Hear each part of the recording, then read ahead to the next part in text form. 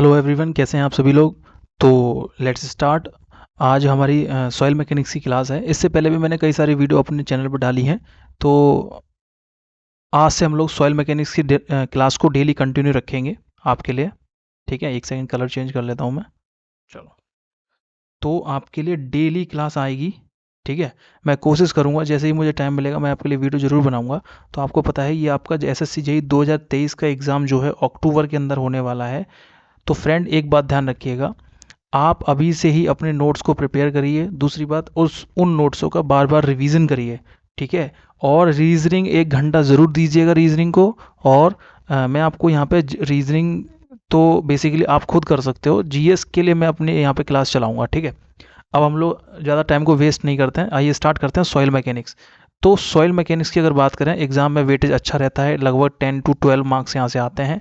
Mains की अगर बात करें तो मेंस के अंदर लगभग 100 मार्क्स का यहाँ से क्वेश्चन एग्जाम में बनने को देखते हैं, मिलते हैं। ठीक है, तो चलिए अब हम पढ़ते हैं सॉइल मैकेनिक्स। देखो, पहली बात तो ये स्टडी ऑफ द सॉइल जो होती है उसको बेसिकली हम लोग पेडोलॉजी के नाम से बोलते हैं। Pedology, pedology is the study of soil. ठीक है, बेसिकली जो फादर हैं सॉइल मैकेनिक्स के वो हैं कार्ल वोन टर्जागी। टर्जागी टर्जागी से रिलेटेड जितने भी न्यूमेरिकल्स जो है ना आते हैं, बियरिंग कैपेसिटी है ना, और सेटलमेंट अकॉर्डिंग, सेटलमेंट के अंदर भी टर्जागी साहब ने कुछ अजम्पशंस दिए थे। तो उन सब के बारे में हम लोग धीरे धीरे पढ़ेंगे। तो अब हम लोग फिलहाल स्टार्ट करते हैं ऑरिजिन ऑफ सॉइल, मतलब soil origin by the disintegration of the rock. ज़्यादा बकवास नहीं करेंगे, मेन मेन टॉपिक्स ही हम लोग यहाँ पे पढ़ेंगे। तो ये ऑब्जेक्टिव क्वेश्चन कैसे आएगा, मेंस में कभी कभी डायरेक्ट लिखने को भी आ जाता है। ठीक है, तो ऑब्जेक्टिव क्वेश्चंस यहीं से बनते हैं, थ्योरी से ही ऑब्जेक्टिव क्वेश्चंस बनते हैं, तो ध्यान से पढ़िएगा। ठीक है, तो the origin of soil and the soil origin by the disintegration of the rock, पहला क्वेश्चन तो आपका ये हो गया, यहाँ से क्वेश्चन आपके बन सकता है। ठीक है, चलो आगे बढ़ते हैं। दूसरा पॉइंट है the soil is composed of particle from the disintegration of the rock, मतलब सॉइल जो बनती है वो डिसइंटीग्रेशन ऑफ रॉक के पार्टिकल्स जो होते हैं उनको, उनसे पार्टिकल से मिलकर आपकी सॉइल जो है बनती है।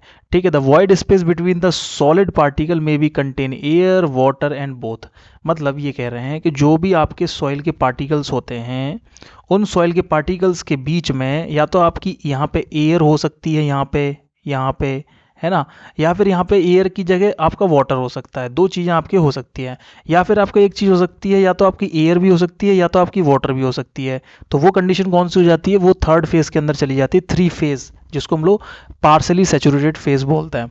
ठीक है, तो ये चीज़ में आपको ध्यान रखना, ये हम यहाँ से भी क्वेश्चन एग्जाम में बनने को देखने को मिलता है। ठीक है, ये देखिए सॉलिड्स जो होते हैं, सॉलिड्स के अंदर क्या होता है, सॉलिड प्लस वॉइड्स होते हैं। ठीक है, तो वॉल्यूम ऑफ सॉइल आप कैसे निकालोगे, तो volume of solid plus volume of voids, तभी तो आप वॉल्यूम ऑफ सॉलिड निकाल पाओगे। जब भाई वॉल्यूम ऑफ सॉलिड होगा प्लस वॉल्यूम ऑफ वॉइड्स होगा, कुछ ना कुछ तो वॉइड्स के बीच में होगा ना, सॉलिड पार्टिकल्स के जो वॉइड्स हैं उनके बीच में कुछ ना कुछ तो होगा, या तो आपका एयर होगी या वाटर होगा। लेकिन यहाँ पे ये बोल रहा है कि जो वॉल्यूम ऑफ सॉइल है बेसिकली वो volume of solid plus volume of void से मिलके पूरा बनता है। ठीक है, तो ये ध्यान रखिएगा। चलो आगे बढ़ते हैं। Disintegration of the rock due to weathering, क्यों डिसइंटीग्रेशन होती है, दूसरा क्वेश्चन हो गया आपका ये, क्यों disintegration of the rock due to weathering. और वेदरिंग प्रोसेस क्या होती है बेटा, वेदरिंग प्रोसेस होती है नेचुरली तरीके से आपका सॉइल का टूट फूट हो रही है, उसको वेदरिंग प्रोसेस हम लोग बोलते हैं। ठीक है, वेदरिंग के बाद क्या होता है, ट्रांसपोर्टेशन होता है, ट्रांसपोर्टेशन के बाद क्या होता है, ट्रांसपोर्टेशन के बाद अपहीवल होता है। इस तरीके से एक फिर वेदरिंग होती है, ये एक नेचुरल साइकिल चलता रहता है सॉइल के बनने का। ठीक है, जैसे कि वेदरिंग के बाद ट्रांसपोर्टेशन, ट्रांसपोर्टेशन के बाद डिपोजिशन, डिपोजिशन के बाद फिर दोबारा अपहीवल। ऐसे ही ये भी एक साइकिल एग्जाम में आ जाता है, इस साइकिल को भी लिख लीजिए। वेदरिंग हो गया, वेदरिंग हो गया, वेदरिंग के बाद हो गया आपका ट्रांसपोर्टेशन, ट्रांसपोर्टेशन के बाद हो गया आपका डिपोजिशन। ठीक है, डिपोजिशन के बाद हो गया आपका अपहीवल, फिर दोबारा से वेदरिंग, वही वाली साइकिल दोबारा से चली जाती है। तो इस साइकिल को भी ध्यान रखिएगा, disintegration of the due to weathering. अब वेदरिंग भी आपकी दो टाइप की होती हैं, एक आपकी फिजिकल वेदरिंग होती है, ठीक है, और एक आपकी होती है केमिकल वेदरिंग। तो हम लोग फिजिकल वेदरिंग के बारे में पढ़ते हैं। It is due to the physical forces. Physical forces कौन कौन से होते हैं आपके, erosion of the rock due to, erosion माने होता है मतलब टूट फूट जो होती है ना उसको खराब होना, वो होता है इरोजन। विंड की वजह से इरोजन हो रहा है रॉक का, वाटर की वजह से इरोजन हो रहा है या ग्लेशियर्स की वजह से इरोजन हो रहा है, due to penetrate of the plant root. जो रूट होती हैं, आपको पता है कि अगर पेड़ की रूट अगर किसी रॉक के अंदर घुसी चली जाती है, मतलब अंदर पेनिट्रेट कर देती है उसको, तो वो उसकी रॉक की स्ट्रेंथ को कम कर देती है। उसकी वजह से क्या होता है, रॉक जो होती है वो चटक जाती है, मतलब क्रैक पड़ जाते हैं उसके अंदर, तो वो भी उससे भी टूट फूट होती है ना, तो वो भी डिसइंटीग्रेशन का पार्ट होता है, वहाँ से भी सॉइल आपकी बनती है, तो वो फिजिकल वेदरिंग के अंदर आती है।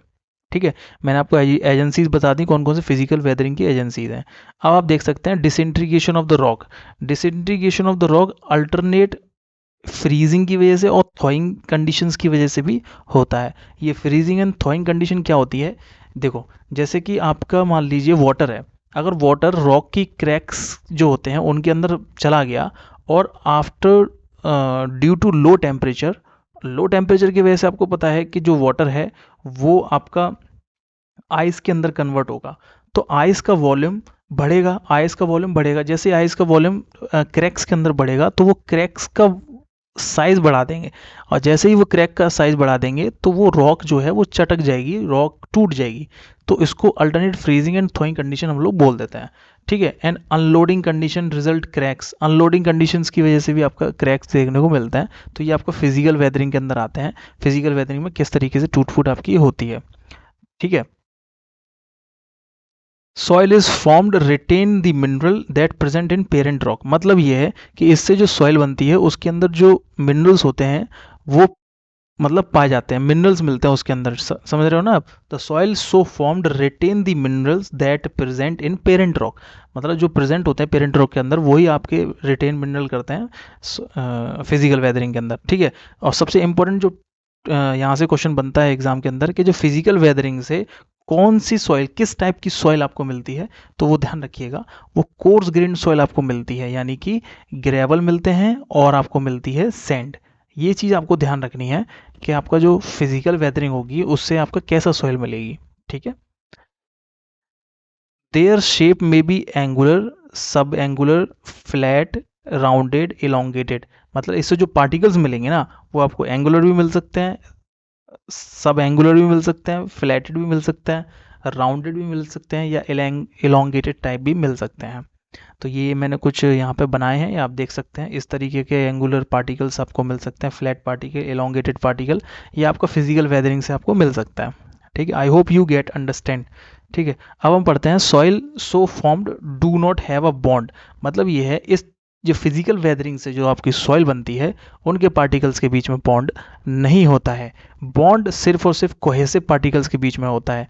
ठीक है, between the particle the force of the soil is called single grain structure, यानी कि सिंगल ग्रेन जो सॉइल बनती है वो आपकी फिजिकल वेदरिंग से बनती है। तो यही ऑब्जेक्टिव क्वेश्चंस आपके एग्जाम में बनेंगे। आई होप आपको समझ में आ रहा होगा। ठीक है, आगे बढ़ते हैं।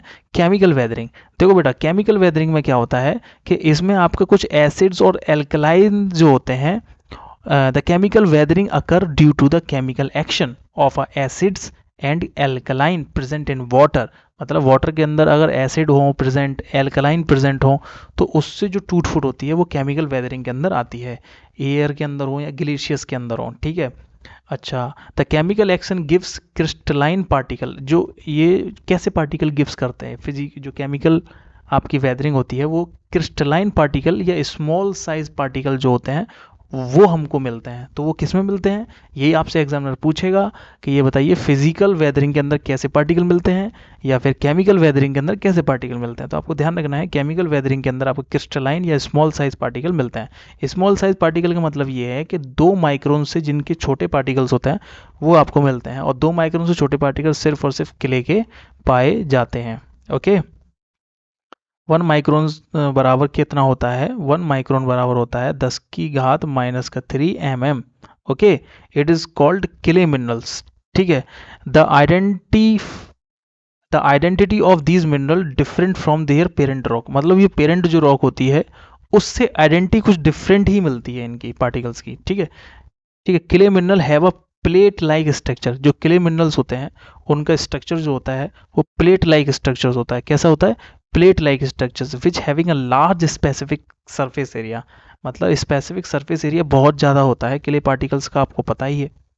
ठीक है, the surface area per unit mass और वॉल्यूम, मतलब एक मास के अंदर, 1 kg मास के अंदर कितना है, कितने पार्टिकल, नंबर ऑफ पार्टिकल बहुत ही ज़्यादा होता है, तो उसको सरफेस स्पेसिफिक सरफेस एरिया बहुत ज़्यादा होता है किले का एज कम्पेयर टू सैंड का। ठीक है, the small the size of particle greater the specific surface area. अब आपको पता है कि जैसे कि सीमेंट होता है, सीमेंट बहुत ही फाइन ग्रेन्ड होता है, ठीक है, तो उसका स्पेसिफिक सरफेस एरिया बहुत ही ज़्यादा होता है। जैसे कि आपको ओपीसी आपको पता है, ऑर्डिनरी पोर्टलैंड सीमेंट, उसका स्पेसिफिक एरिया 2250 होता है कि नहीं होता? तो यही यहाँ पे स्पेसिफिक सरफेस एरिया के बारे में बात हो रहा है।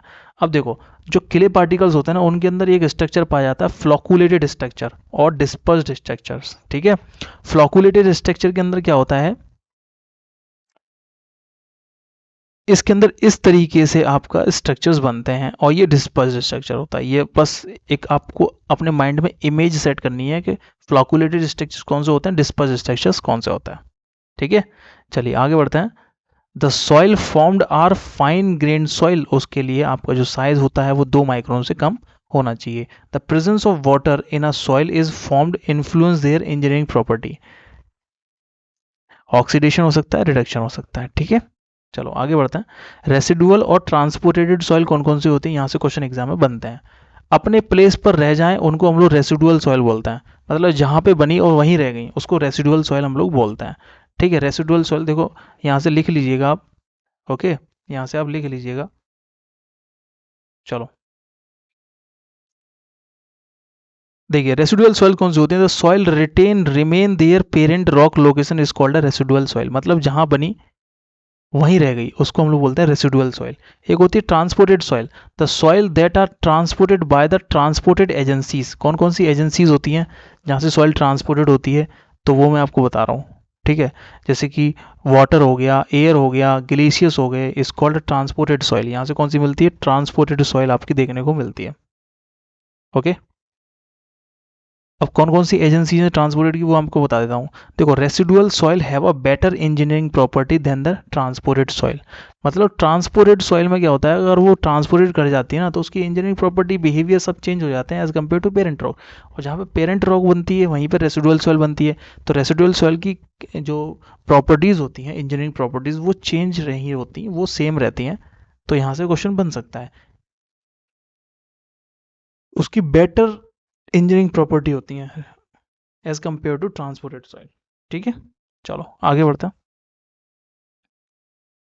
देखो, अकॉर्डिंग टू ट्रांसपोर्टेड एजेंसीज, कौन कौन सी एजेंसीज हैं ट्रांसपोर्ट में आपको बता रहा हूँ। एलुवियल सॉइल होती है, लेकेस्ट्राइन सॉइल होती है। एलुवियल सॉइल, यहाँ से क्वेश्चन जरूर बनता है, मैं आपको बताऊँ। एलुवियल सॉइल कौन सी होती है, एलुवियल सॉइल होती है जो ट्रांसपोर्टेड रनिंग वाटर, जो रनिंग वाटर से ट्रांसपोर्टेड होती है, वो एलुवियल सॉइल आपकी कहलाती है। ठीक है, एक होती है लेकेस्ट्राइन सॉइल। लेकेस्ट्राइन सॉइल हमेशा ध्यान रखना, झीलों की तली पे मिलने वाली जो सॉइल होती है उसको लेकेस्ट्राइन सॉइल बोलते हैं। इसका एक एग्जांपल और है वर्वीट क्ले। वर्वीट क्ले क्या होता है, मिक्सर होता है सिल्ट और क्ले का। मिक्सर सिल्ट ऑफ क्ले का मतलब ये है कि ये सिल्ट हो गया, इसके ऊपर क्ले हो गई, इसके ऊपर फिर सिल्ट हो गई, इस तरीके से। तो ये वर्वीट क्ले के अंदर आती है, ध्यान रखिएगा। And deposited by the still water और लेक। ओके, चलो आगे बढ़ता है। एक होती है मराइन सॉइल। मराइन सॉइल कौन सी होती है, इसको हम लोग मार्ले भी बोलते हैं, और कैल्शियम कार्बोनेट इसके अंदर ज़्यादा होता है। क्या होता है, कैल्शियम कार्बोनेट इसके अंदर ज़्यादा होता है। And deposited by the sea water, deposited by the sea water, मतलब जहाँ पे सी वाटर होता है वहाँ पे सबसे ज़्यादा देखने को मिलती है। ओके,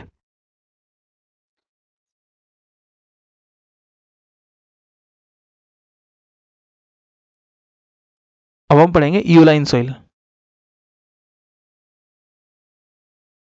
देखो, इयोलाइन सॉइल में क्या होता है, डिपॉजिटेड बाय द एयर और विंड, मतलब जो हवा से जो सॉइल्स उड़कर जो बनती हैं उनको इयोलाइन सॉइल हम लोग बोलते हैं।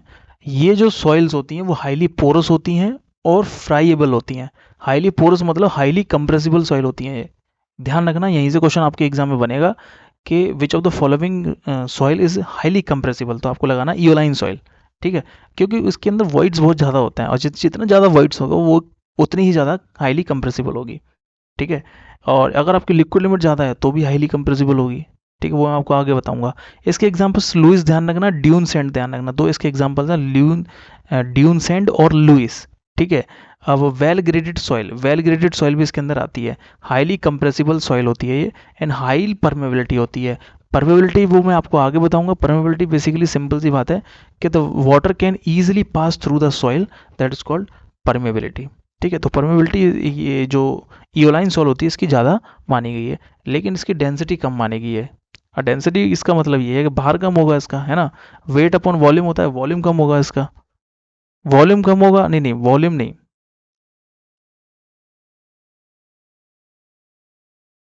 इसका वॉल्यूम ज़्यादा है, इसका वॉल्यूम ज़्यादा तभी तो डेंसिटी इसकी कम है। ठीक है। ग्लेशियस डिपॉजिट कौन कौन से होते हैं, तो पहला तो एग्जाम्पल आपको ध्यान रखना, ड्रिफ्ट और टिल और आउटवॉश, तीन एग्जाम्पल आपको ध्यान रखना है। ये आपका ग्लेशियस डिपॉजिट होता है, transported by the glaciers and till soil. Okay, चलो। कॉलुवियल सॉइल कौन कौन सी होती है, देखो कॉलुवियल सॉइल की अगर बात करूँ तो ये basically transported by the gravity, जो ग्रेविटी से ट्रांसपोर्टेड होते हैं उनको हम लोग कॉलुवियल सॉइल हम लोग बोलते हैं। और इसका जो एग्जाम्पल है टेलुस, इसका एग्जाम्पल है, क्या एग्जाम्पल है, टेलुस। टालोसिस का सही एग्जाम्पल मानना जाता है कोलुवियल सॉइल का। यहाँ से एग्जाम में आपसे जरूर क्वेश्चन पूछेगा। ठीक है। एक होते हैं क्यूमुलॉइड सॉइल, क्यूमुलॉइड सॉइल को हम लोग बोलते हैं फुल्ली, ये बेसिकली ऑर्गेनिक सॉइल्स होती हैं। क्यूमुलॉइड सॉइल्स कैसी होती हैं, ऑर्गेनिक सॉइल्स होती हैं। ध्यान रखना, यहाँ से क्वेश्चन बनते हैं, जो मैं आपको पढ़ा रहा हूँ यहाँ से क्वेश्चन जरूर बनते हैं। क्यूमुलॉइड सॉइल कौन सी होती है, ऑर्गेनिक सॉइल्स होती हैं। ठीक है। ये इसके अंदर फाइन ग्रेन्ड कैल्शियम कार्बोनेट पाया जाता है। ये इसका जो सही एग्जाम्पल है वो क्यूमुलस सॉइल, मार्ल जो होता है ना, मार्ल मार्ल मार्ल हो गया, ये इसका अच्छा एग्जाम्पल है क्यूमुलस सॉइल यानी ऑर्गेनिक उसका। मार्ल जो होती है वो fine grain calcium carbonate marine origin, ये मराइन ऑरिजिन होती है, and which is a form decomposition of the plants and bone of the animals. समझ रहे हो ना, प्लांट और बोन ऑफ द एनिमल यानी कि ऑर्गेनिक सॉइल के अंदर आती है ये मार्ल। ठीक है, ध्यान रखिएगा, इंपॉर्टेंट क्वेश्चन है। Decomposition of plants and bone, तो वो मार्ल के अंदर आती है। ठीक है। लुइस मैंने आपको बता दिया, लुइस जो होती है वो इयोलाइन सॉइल के अंदर आती है, और फाइन ग्रेन स्ट्रक्चर होता है इसका, और लगभग 75 माइक्रोन से कम होती है। ठीक है। होमोजीनस होती है, फ्राइबल होती है, और एयरबोर्न होती है, हैविंग यूनिफॉर्म ग्रेन साइज। ठीक है। चलो, वेरियस टाइप्स ऑफ सॉइल, देखो बेंटोनाइट क्ले, बेंटोनाइट क्ले मतलब इसके अंदर हाई परसेंटेज मोंट मोरेलोनाइट का होता है, यानी कि मोंट मोरेलोनाइट वो पार्टिकल्स होते हैं जिनमें आपका highly shrinkage and swelling property बहुत ज़्यादा होती है। ठीक है। Montmorillonite clay minerals. अब the soil is a highly plastic, मतलब हाईली प्लास्टिक सॉइल जो होती है वो आपकी बेंटोनाइट के लिए होती है, and having high swelling and shrinkage property. ये आपसे ऑब्जेक्टिव क्वेश्चन बन सकता है कि जो इनमें से कौन सी soil highly swelling and shrinkage property होती है। इस तरीके से घुमा फिरा के क्वेश्चन आपसे पूछ सकता है examiner. Soil is a highly plastic कौन सी है, bentonite clay is a highly plastic. आपको पता है जो क्ले होती है वो बेसिकली हाईली प्लास्टिक होती है। ठीक है। प्लास्टिक का मतलब ये है कि वो उसके 3 mm के थ्रेड्स बन रहे हैं विदाउट क्रम्बल, विदाउट क्रैक, तो वो आपकी क्ले, वो आपकी बेंटोनाइट क्ले है। ठीक है। आगे बढ़ते हैं। It is a form due to the decomposition of volcanic, ये जो बेंटोनाइट क्ले है बेसिकली क्यों बनता है, ये basically decomposition of volcanic ash होती है ना, वहाँ से ये बेंटोनाइट क्ले आपकी बनती है, and very useful for drilling of mud. जो बेंटोनाइट क्ले होती है वो आपकी ड्रिलिंग ऑफ मड के लिए बहुत ही इंपॉर्टेंट होती है, यहाँ से एग्जाम में क्वेश्चन बनने के चांसेस हैं। ठीक है। अब हम पढ़ते हैं ब्लैक कॉटन सॉइल। बेसिकली ये ब्लैक कॉटन सॉइल होती है, इसकी वाटर होल्डिंग कैपेसिटी बहुत अच्छी होती है, इसीलिए इसको हम लोग कपास की जो खेती होती है वहाँ पे अच्छी तरीके से यूज़ करते हैं। बेसिकली चीन के अंदर सबसे ज़्यादा कपास की खेती की जाती है, तो वहाँ पे ये सॉइल ज़्यादा देखने को मिलती होगी। The soil has high percentage of montmorillonite clay minerals, मतलब मोंट मोरेलोनाइट क्ले मिनरल्स इसके अंदर ज़्यादा पाए जाते हैं, यानी कि वाटर होल्डिंग कैपेसिटी इसकी ज़्यादा है। ठीक है। The soil having a very low bearing capacity, मतलब आप एक बात बताइए ज़रा, अगर highly swelling and shrinkage property है तो उस कंडीशन के अंदर वो बियरिंग कैपेसिटी कहाँ से ले लेगा भाई, अपने वो बियरिंग कैपेसिटी कहाँ से ले लेगा, because highly swelling and shrinkage property पाई जाती है इनके अंदर। ठीक है। डार्क इन कलर और cotton grows easily, dark in colour होती है, और कॉटन यानी कि कपास की खेती इसके लिए ईजिली है। पेरेंट रॉक बसाल्ट इसका पेरेंट रॉक है। ये चीज़ें आपको सब ध्यान यहाँ से रखनी है। देखो लोम, इसको गार्डनिंग ऑफ सॉइल बोलते हैं। ठीक है। क्यों, क्योंकि ये मिक्सर होता है सैंड, सिल्ट और क्ले, तीनों का मिक्सर होता है, इसको हम लोग लोम बोलते हैं, इसको हम लोग गार्डनिंग ऑफ सॉइल बोलते हैं। ऐसे ही एक हमने ऊपर पढ़ा था, कौन सा पढ़ा था उसमें, हमने ये पढ़ा था,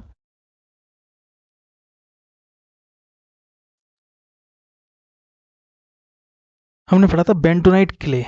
ठीक है। बेंटोनाइट क्ले, तो वो बेसिकली ड्रिलिंग ऑफ मड के लिए यूज़ होती है, किसके लिए, ड्रिलिंग ऑफ मड। ठीक है, चलिए आगे बढ़ते हैं। एक है indurated clay. Indurated clay hardening of the clay due to high heat and pressure. Hardening of the clay due to high heat and pressure, मतलब हाई हीट और प्रेशर की वजह से अगर कोई क्ले हार्ड हो रही है तो हम लोग बोल रहे हैं इंड्यूरेटेड क्ले। क्या बोलते हैं? इंड्यूरेटेड क्ले। चलो, लिथिफिकेशन क्या होता है? लिथिफिकेशन क्या होता है? Conversion of the unconsolidated soil mass to the consolidated soil mass by compaction और सीमेंटेशन। मतलब बाय कॉम्पैक्शन और सीमेंटेशन करके आपने कोई अनकंसोलिडेटेड सॉइल मास को अगर उसको कंसोलिडेटेड सॉइल मास के अंदर कन्वर्ट कर दिया है तो वो आपका लिथिफिकेशन कहलाता है। क्या कहलाता है? लिथिफिकेशन। ये ध्यान रखना इंपॉर्टेंट है, यहाँ से क्वेश्चन आपको बनने के चांसेस है। ठीक है, अब हम पढ़ते हैं ऑर्गेनिक सॉइल। जैसे कि हमने बताया था, ऊपर पढ़ते हैं ऑर्गेनिक सॉइल। तो it is the other mode of formation of the soil due to decomposition of bacteria. Basically decomposition of bacteria. Bacteria क्या होता है? एक ऑर्गेनिक कंटेंट पाया जाता है बैक्टीरिया के अंदर, तो अगर उसका डिकम्पोजिशन होगा तो आप जो वो जिस मिट्टी में मिलेगा वो आपको ऑर्गेनिक सॉइल के अंदर कन्वर्ट हो जाएगी। अगर आपका डिकम्पोजिशन ऑफ वेजिटेबल हो गया, डिकम्पोजिशन ऑफ प्लांट मैटर हो गया, तो वो सबसे जो मिलती है वो आपकी ऑर्गेनिक सॉइल बनती है। तो soil having characteristic of order and dark in colour, मतलब बदबू करती है ऐसी सॉइल, और डार्क कलर की होती है ऐसी soil. The soil is also called as cumuloid soil. Cumuloid soil basically ये नहीं कह सकते कि वो पब्लिकली यूज होती है। क्यूमुलोस सॉइल बेसिकली ऑर्गेनिक सॉइल तो होती है, ठीक है, and the soil having a very poor engineering properties इसकी होती हैं। किसकी होती हैं? ऑर्गेनिक सॉइल की वेरी पुअर इंजीनियरिंग प्रॉपर्टी होती है। अब जैसे कि हम मक पढ़ रहे थे, मक मक के अंदर ऑर्गेनिक और इनऑर्गेनिक सॉइल्स पाई जाती हैं, वो मक होती है। पीट जो होती है वो फुली डिकम्पोज्ड होती है ऑर्गेनिक सॉइल्स, मतलब 100% डिकम्पोजिशन ऑफ ऑर्गेनिक सॉइल्स का पीट के अंदर होता है। एक होती है ह्यूमस। ह्यूमस बेटा बेटा पार्शली डिकम्पोजेड सॉइल होती है। कैसे होती है? Partially decomposed soil. तो पीट होती है फुल्ली, ह्यूमस होती है पार्शली डिकम्पोजेड सॉइल। ठीक है, चलिए आगे बढ़ते हैं। एक होती है गुम्बो सॉइल। कौन सी होती है? गुम्बो। एक होती है gumboot soil. Gumboot soil black इन कलर होती है, पहली बात तो ये सुनो, और स्टिकी होती है, हाईली प्लास्टिक सॉइल होती है, यानी कि क्ले का कंटेंट पाए गए इसके अंदर, ठीक है, स्टिकी होती है और हाईली प्लास्टिक सॉइल होती है। ओके, फिर हम बढ़ते हैं लेटेराइट सॉइल। कौन से पढ़ते हैं?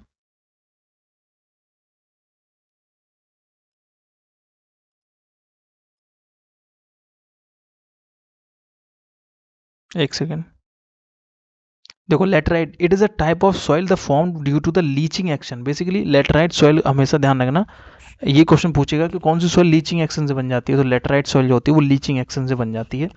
Remove siliceous compound from the soil. Remove siliceous compound from the soil and deposition of the Fe2, ये ध्यान रखना। और it is a found in hilly areas. Basically hilly areas के अंदर आपकी लेटराइट सॉइल आपकी देखने को मिलती है। एक होती है till. Basically till is also called as boulder clay. इसको बोल्डर क्ले और बोलते हैं। और unstratified deposits are found melting of glaciers. Basically जो मेल्टिंग ऑफ ग्लेशियर्स की वजह से जो सॉइल बनती है आपकी, वो हम आपके टिल के अंदर आती है। किसके अंदर आती है? टिल के अंदर। And this soil particle consist of different size particle. Basically different size particle जो मिलते हैं वो टिल सॉइल के अंदर मिलते हैं। And they action boulder more than 300 mm। ये बोल्डर का साइज होता है 300 mm। And the clays and clay size particle. ठीक है, तो आज के लिए सिर्फ इतना ही। ये आपकी क्लास थी, कैसी लगी कमेंट सेक्शन में ज़रूर बताइएगा। और आई होप आपको अच्छी लगेगी, क्योंकि मैंने इसको समझाने की सही कोशिश करी है। तो देखते रहिए हमारी वीडियो को, और 2023 की तैयारी करते रहिए मेरे साथ। Thank you. जय हिंद, जय भारत। Thank you.